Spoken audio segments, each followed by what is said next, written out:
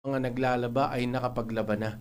At maraming salamat sa sa Haring Araw. Yan, ika nga. Pero ano ng hapon, lakas ng ulan ah. Oo nga, oo nga. Hindi, pero bago mula nakapagsampay ako. Ayo. Okay, pabatiin natin ang mga tatlong matitikas na general na kapiling natin ngayon. Simulan natin kay General Salazar, sir. Magandang gabi sa lahat, magandang araw kung saan man kayong dako sa Pilipinas o sa ibang lugar. At maraming salamat sa mga nakikinig ngayong oras na ito. Yan, General Garcia, sir. Okay, magandang gabi po sa mga kasamahan namin, mga kaibigan namin, mga nagsusubaybay sa amin tuwing Miyerkules ng gabi. Magandang araw sa saan man lupalop kayo ng daigdig nandoon, sa Pilipinas, sa labas ng Pilipinas. Hello po mula sa amin dito sa DWIZ. Tutuloy-tuloyin ko na, babatiin ko ng happy birthday si Architect Ed Aguila. Yan po yung si Elvis Presley nung araw. Hanggang ngayon, 75 years old kung makakanta. Akala mo Elvis Presley pa rin. Elvis Presley pa rin. Akala mo 74 lang. At saka binabati ko yung aking classmate na mabait. Kayo po dyan sa C5, pag may nakita kayong kulay puti na Maserati, andyan po yung aking kaskwela. Si Attorney Bebot Balisado. Napakabait, napakahusay. Pinagpala. Swerte na sa pag-ibig, swerte pa sa buhay. Magandang gabi po sa inyo lahat. General Calonzo, sir. Yes, Ka-Emil, Pilipinas at magandang gabi po sa inyong lahat. As usual, may gusto akong batiin si General Restituto Aguilar. Birthday niya ngayon, sir. Happy birthday, sir. Siya ang Deputy Administrator ng PIBAW. At syempre, batiin ko na rin ang kanyang kasama, si Brother Lieutenant General Ray Mapago. May message ka sa ang kanya. Administrator ng PIBAW. At sir, thank you for in advance for acknowledging General Garcia, Brother Virgil Garcia as Mabait one yan. of our veterans. And then syempre, happy birthday din kay General Danilo Dupiag ng siyang Assistant J9. At kanina kami ay may ginawa, nag-call kami sa J4 ng AFP, si Major General Alemania, at syempre ang humarap sa amin ay si Brother General Leo Caranto. Thank you very much, sir. At kasama niya si Colonel Ganancial. Ano nga first name ni Colonel Ganancial? Nakalimutan ko. Anyway, basta ikaw yun. Si Colonel Ganancial. At syempre, binabanggit sa akin isa nating kasamang general sa PIBAW, sa Agpo, si General Fred Bautista. Sir, magandang gabi po sa iyo. At ganoon din kay General Bong. Idol ko yan, si Sir Fred. Alam mo ito si General Bautista, siya ang dating Chief of Staff ng Philippine Army. At very, very fit. Lahat po ng aming tagapakinig na retired general yan sa Association of General and Flag Officers, magandang gabi po sa inyong lahat. Pati na po sa anim, magandang gabi po. Ayun. At Sir, sana pag-uusapan sa lahat ng mga nakikinig ngayon na nasa gasolinahan, siguraduhin nyo. Kung kinakargan nyo ba, diesel o unleaded, baka makargahan kayo ng unleaded, diesel pala kayo. Tama o yun. makargahan Tama kayo yun. ng diesel, unleaded pala kayo. Nangyari sa akin yan, nakialam ako doon sa ibang color coding nung Shell doon sa dati kong pinagkakargahan. Akala ko pagka-itim diesel. Kinargahan ko ng itim, nakita nung, naku, gastos.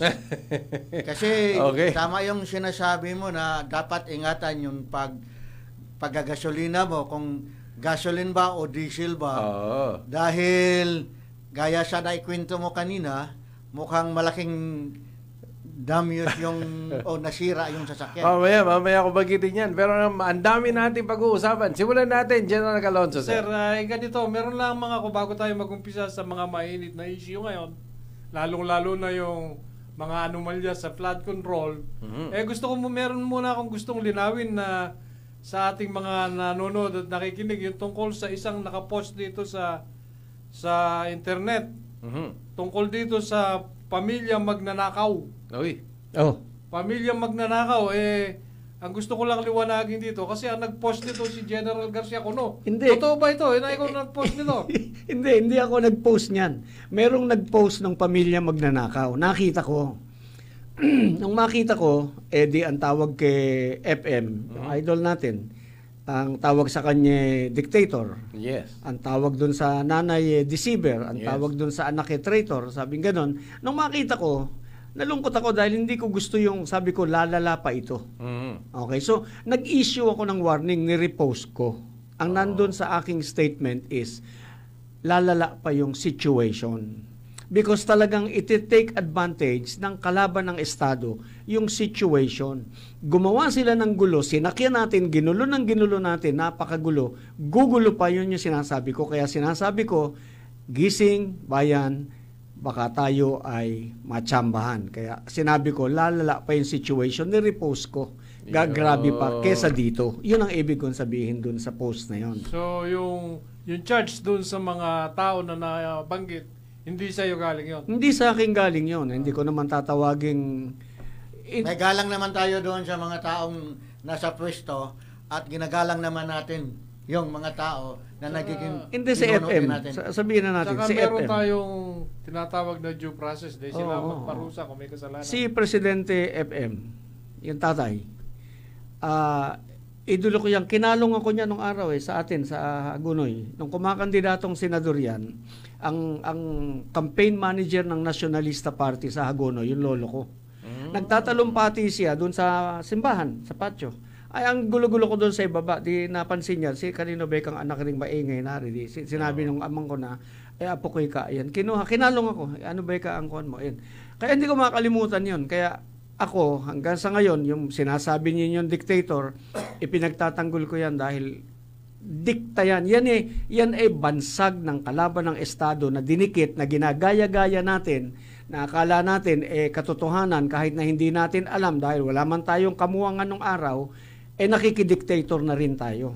Alam po ninyo nung panahon na yon, kahit na sa panahon ngayon, ang kailangan po natin ay strong leader. Yes. Hindi pwede sa atin yung demokrasya ng Amerika. Hindi po sila mature, tayo hindi. We are not ready for that.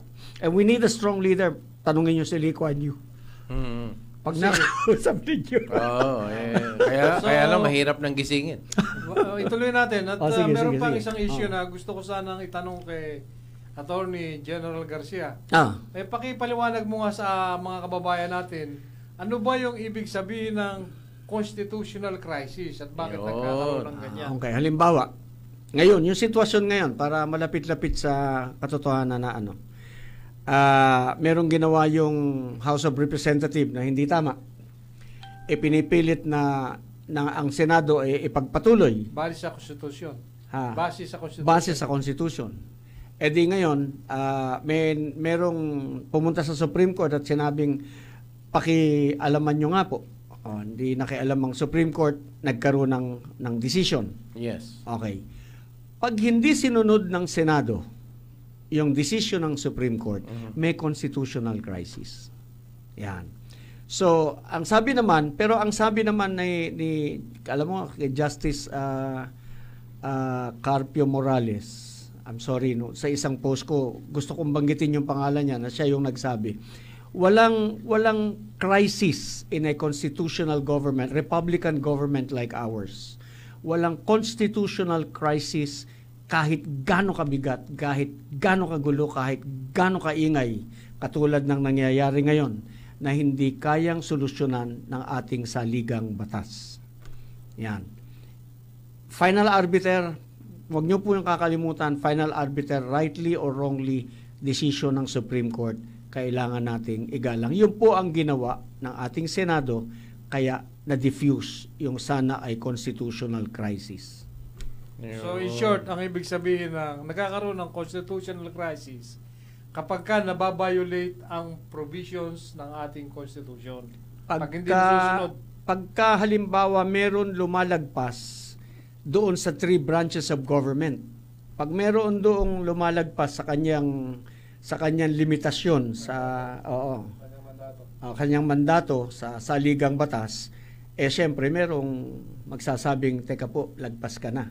Nung araw kasi, meron kasing political issue, nung araw mayroong non-justiciable political issue na nire-raise na nagawa ng paraan dun sa 1987 Constitution, nagkaroon ng second paragraph yung Section 1. Dati Section 1 lang, judicial power is vested in one Supreme Court.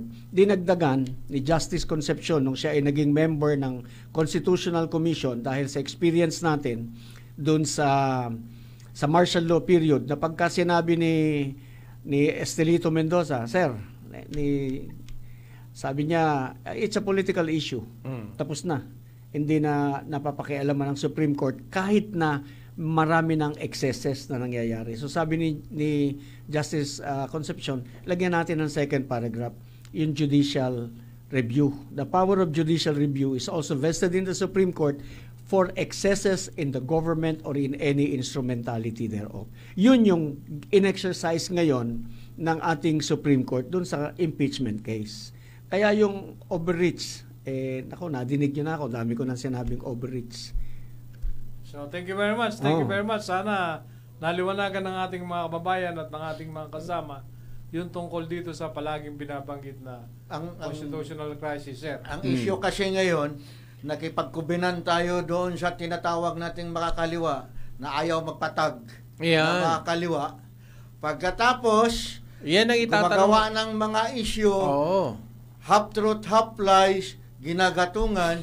So parang bumalik tayo nung una, nung kalakasan nila, na ang mga tao, nililinlang nila para aabot tayo sa punto, yung tawag nun, limit of tolerance, para ang mga tao lalaban sa gobyerno, lalaban sa ganito, pero hindi tama yung pag-inggan nyo. Iyan ang itatanong.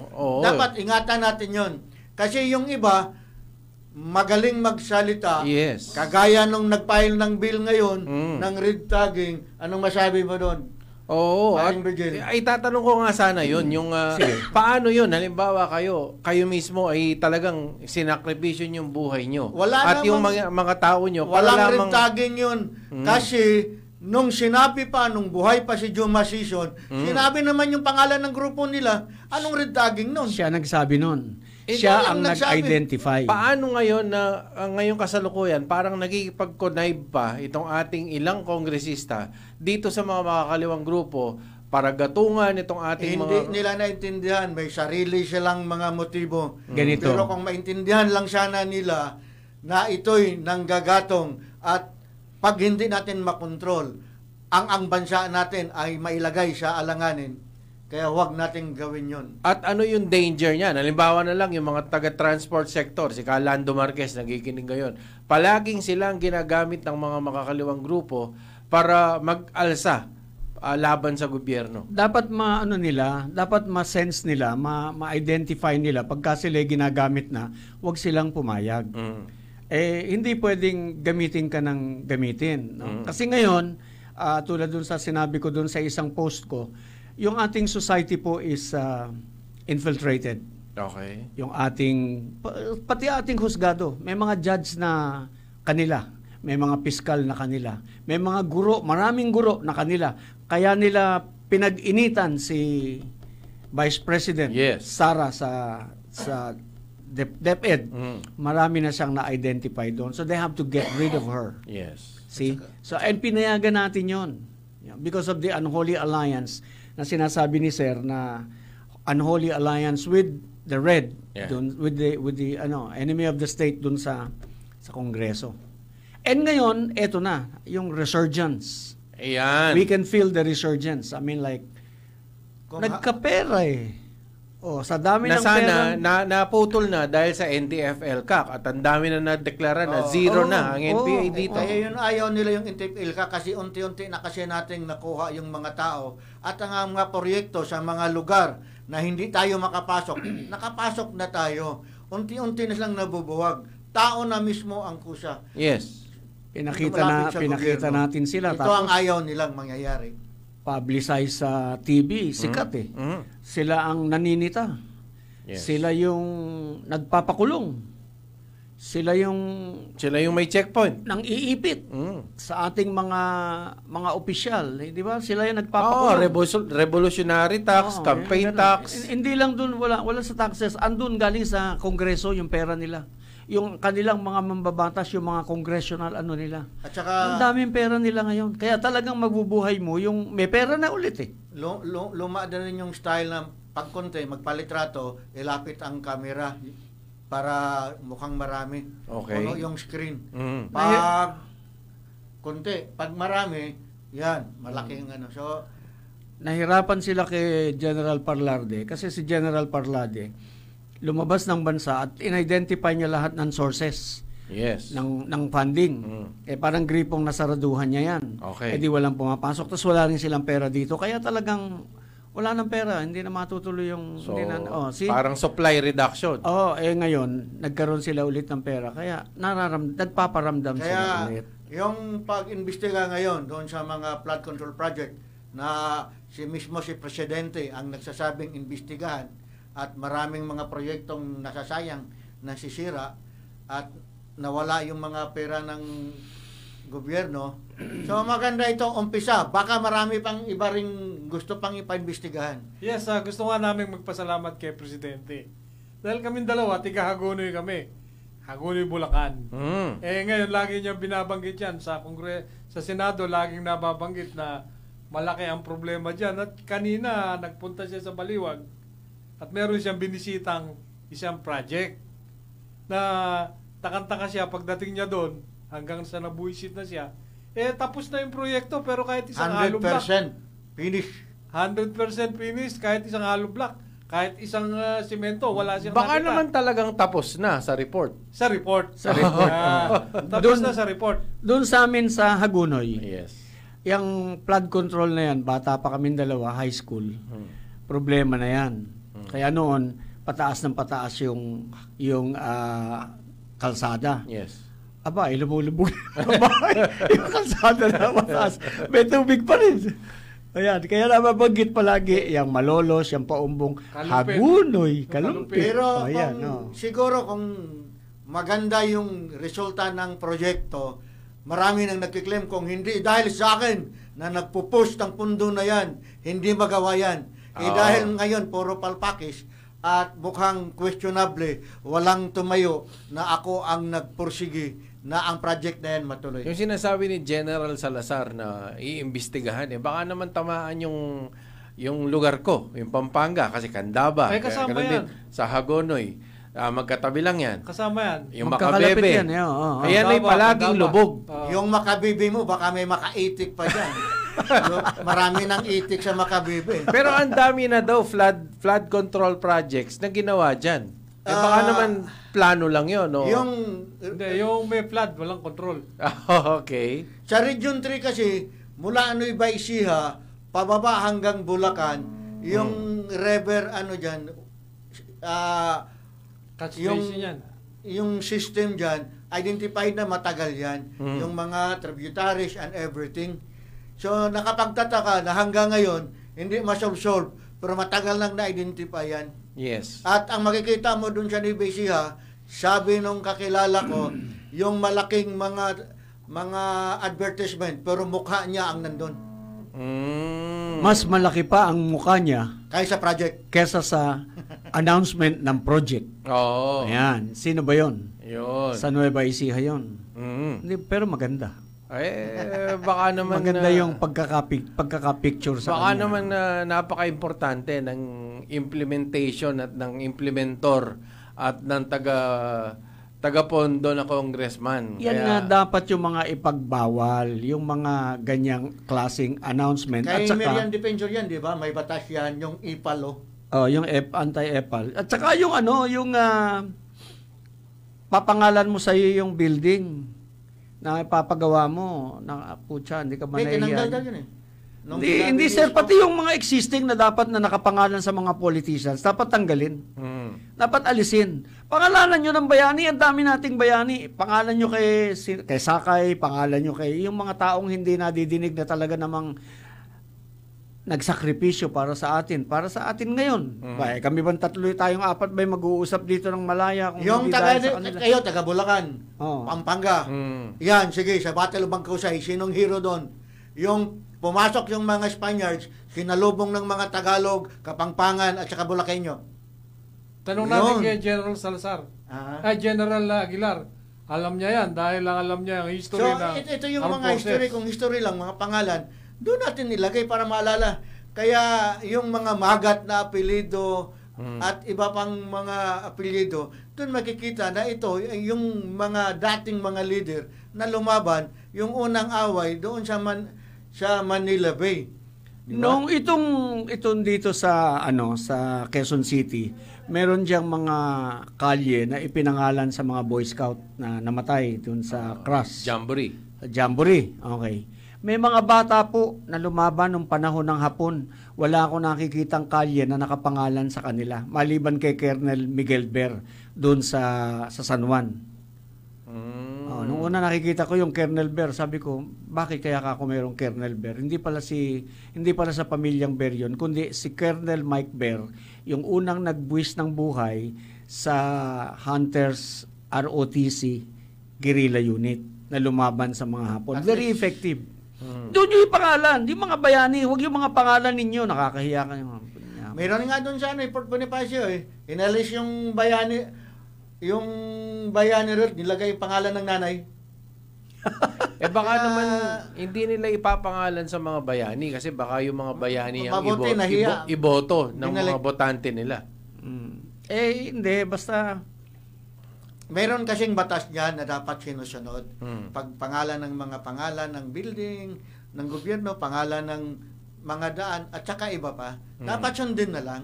At kung gusto nilang maglagay ng pangalang malaki, sa lapidan na lang nila.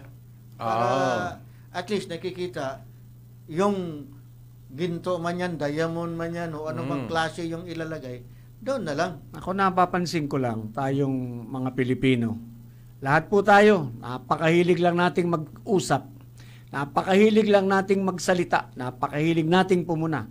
Period. Hanggang doon lang. Walang aksyon. Kaya hindi natitigil. Katulad ngayon, expose itong anomalya, itong corruption sa mga flood control projects.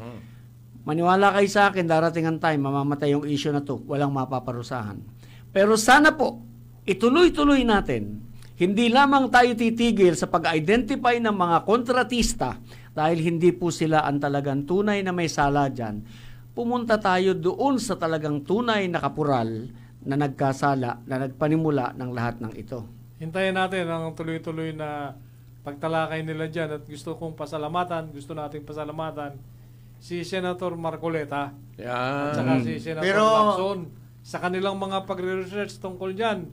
At si Senator Rontiveros, i-discuss niya yung anti-dynasty.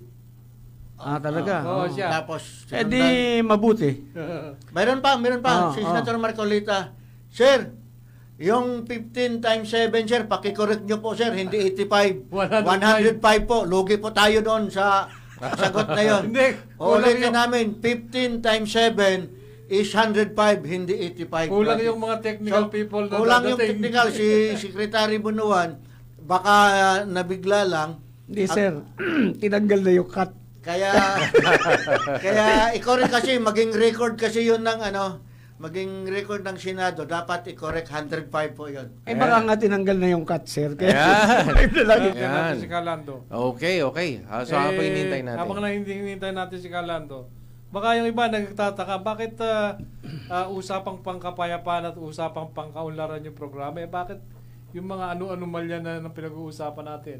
Malaki ang bahagi relasyon yan. nito. Bahagi Dahil- yan ng kaunlaran at ng kapayapaan. Dahil kung magkaroon ng maayos na flood control projects dyan at bigyan ng solusyon yung baha, Kaunlaran. kaunlaran ang dala yan. Yes. At Yung kapayapaan. nangyayari na ginagatungan yung mga makakaliwang grupo, part naman ng kapayapaan yan. Yes, kaya nililiwanag ko lang dahil baka mamaya ano ba yung pinag-uusapan nyo dyan kalayo naman yan. Baka katulad nung mangyari sa akin Pero talagang napaka-importante noon, General Garcia, sir, yung sinabi mo na hindi pinahirap ng Supreme Court ang impeachment, pinagtibay lang at lalo pang pinatatag ang proseso. Depende kasi yung pag sinabi mong pinahirap Yes. o mahirap ang tingin mo dun sa inilatag ng Korte Suprema, depende yon sa intention mo.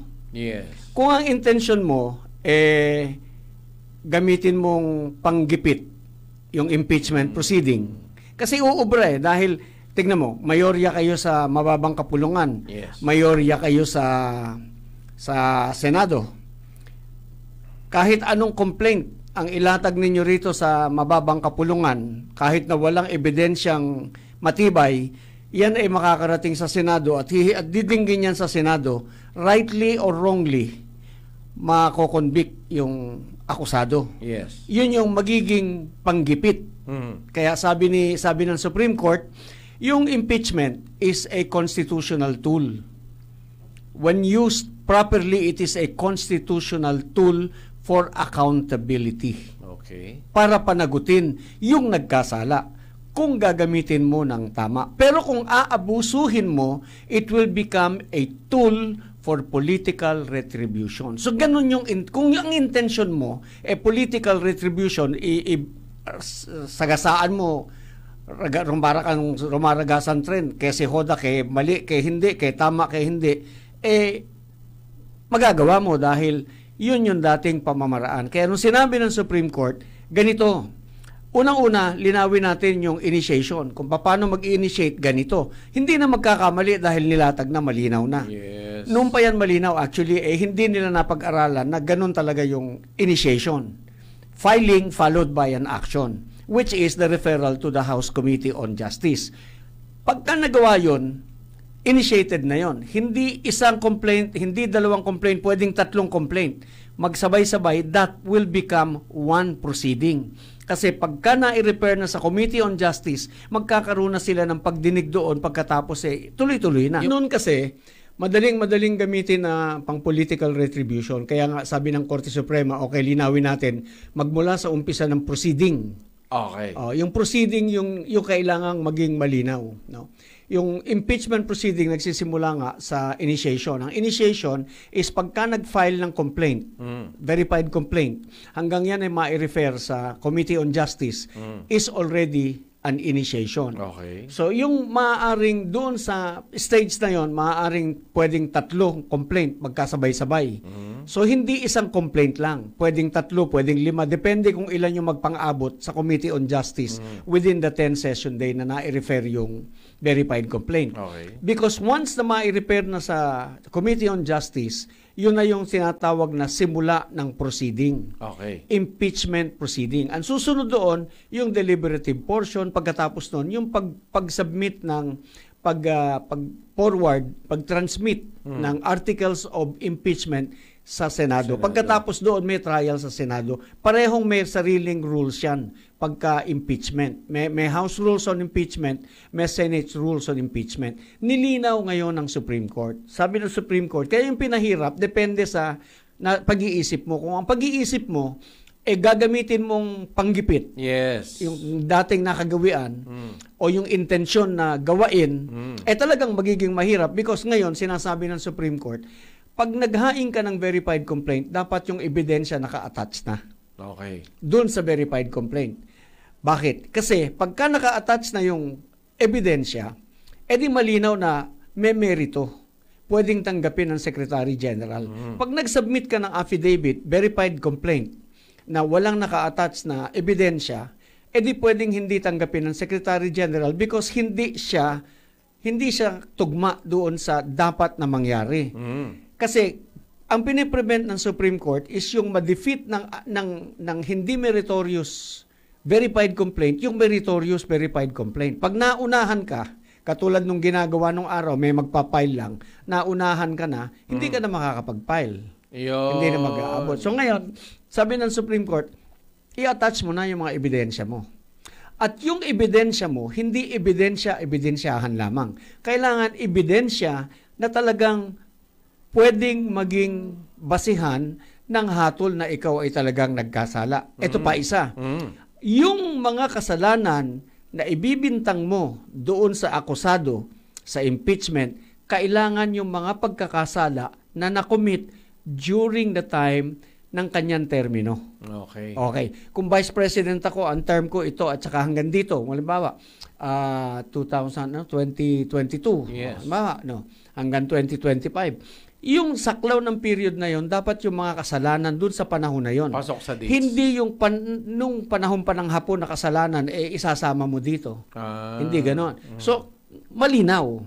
See? So ngayon, magagamit mo siya truly as a constitutional tool for accountability. Oo. Yon. Dahil kumbaga, kung ano yung kamalian, ay na-check and balance. Kitang-kita na.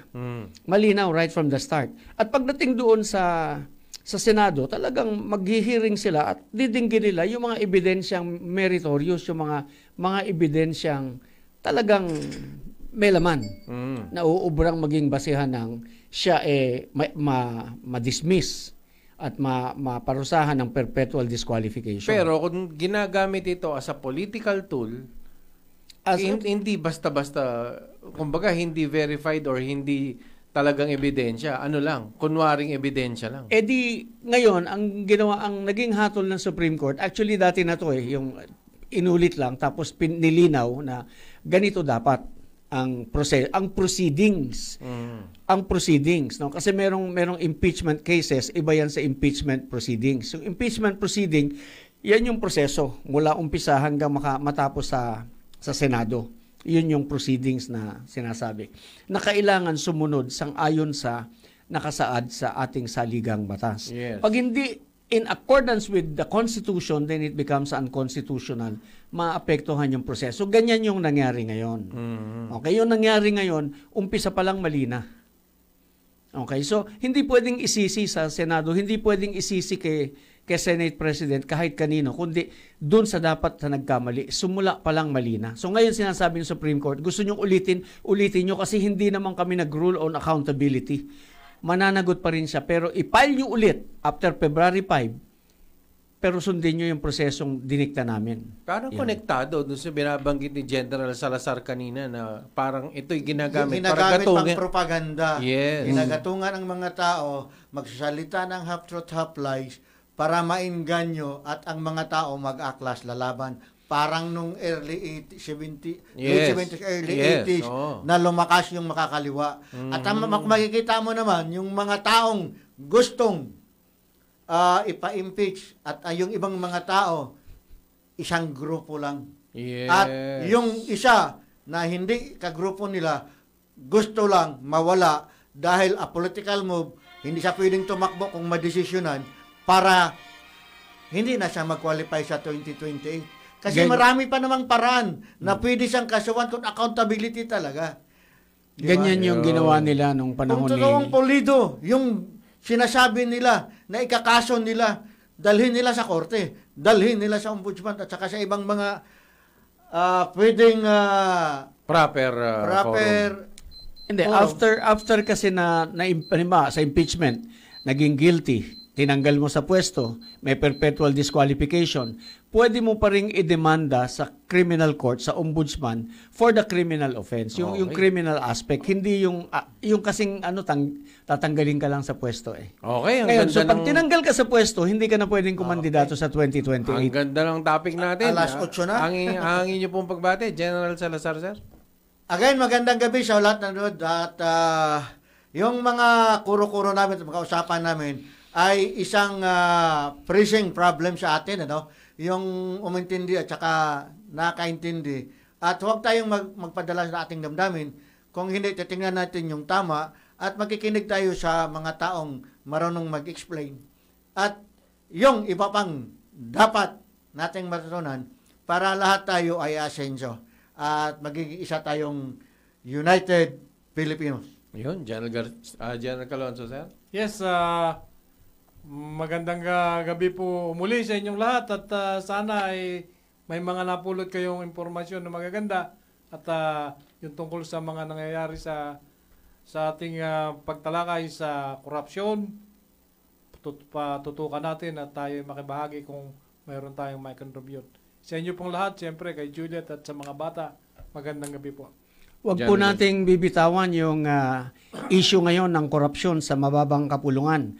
Meron pong nagsabi, pag nakakita na kami ng mga mambabatas na makukulong dahil sa korupsyon, maniniwala na kami ulit sa ating pamahalaan. Totoo po yun. Magandang gabi po sa inyong lahat. Ayan, maraming salamat po sa mga nag-monitor sa atin. At sana po ay i-like, i-heart at i-share ninyo itong ating programa para mas dumami pa ang makaalam at sumunod sa advokasya ng kapayapaan at kaunlaran. At salamat po sa ating President CEO na si Dean Edgard Cabangon. Yan. Ako naman po, ang palagi ko po sinasabi, pag ako'y nagpapaalam, mahalin natin ang Pilipinas, walang ibang magmamahal kung di tayong mga Pilipino. Sana po yung mga gumawa ng mga flood control projects, masama na rin sa baha. Ako po si Emil Carrion. Ito po ang programang Apa Pilipinas at ang susunod po ang programang News Scoop. Sasabihin ko sana, dual citizen ako. Paano problema mo?